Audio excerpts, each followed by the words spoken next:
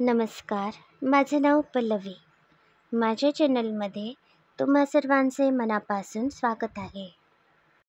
सध्या ऊन चांगले पडत आहे आणि बाजारात आवळेसुद्धा चांगले मिळत आहेत. आज आपण आवळा कँडी तयार करूया. अर्धा किलो या प्रकारचे डोंगरी आवळे घेतले आहेत. आमच्याकडे या आवळ्यांना डोंगरी आवळे असे म्हणतात. हे एक पातेले घेतले आहे. यामध्ये पाणी घालूया. या पातेल्यावर या प्रकारची चाळणी ठेवूया.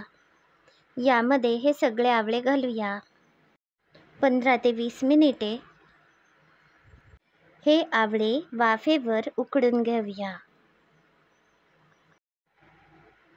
हे बघा, आता हे आवळे चांगले उकडले गेले आहेत. आता हे आवळे थोडेसे कोमट झाले आहेत. आता आपण याच्या बिया बाहेर काढूया.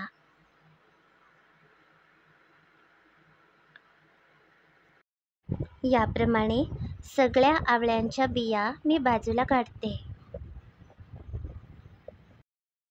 350 ग्रॅम पिठी साखर घेतली आहे. हे आवळे या पिठी साखरेमध्ये चांगले घोळवायचे आहेत.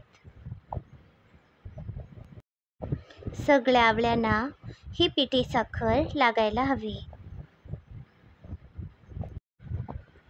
आता हे भांडे 2 दिवसासाठी झाकून ठेवूया.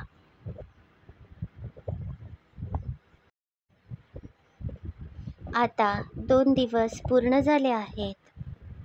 आपण या भांड्यावरचे झाकण बाजूला काढूया. हे बघा, पिठी साखर चांगली विरघळली गेली आहे. आवळ्यांनी पिठी साखर चांगली ओढून घेतली आहे. गाळण्याच्या मदतीने आपण हे आवळे बाजूला काढूया. पातेल्यात जमा झालेले साखरेचे पाणी अजिबात टाकू नका. ते पाणी बाटलीत भरून फ्रीजमध्ये ठेवा.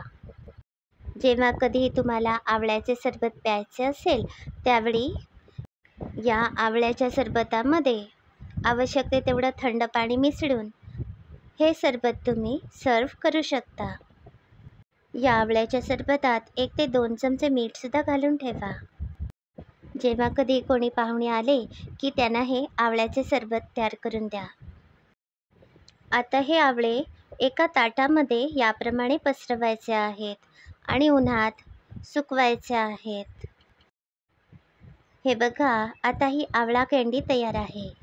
ही आवळा कँडी मी 2 दिवस उन्हात सुकवली आहे. ही आवळा कँडी तयार झाल्यावर घट्ट झाकणाच्या डब्यात भरून ठेवा.